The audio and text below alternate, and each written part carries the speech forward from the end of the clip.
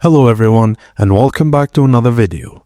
Today we're gonna see how to get Fortnite on iOS, iPhone or iPad. Firstly, make sure you have an Xbox Game Pass Ultimate subscription.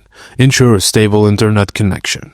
Now, open the Safari web browser on your iPhone and go to the official site of Xbox Cloud Gaming. Tap the profile icon in the upper right corner, then select Sign In. Now enter your Microsoft account email, then tap Next.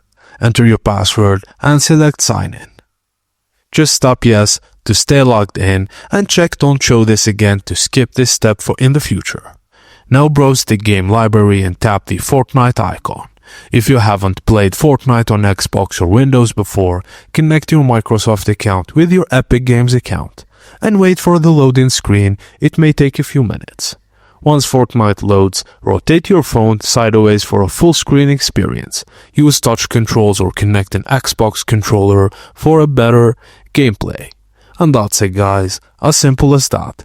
Thank you for watching and please don't forget to like and subscribe for more.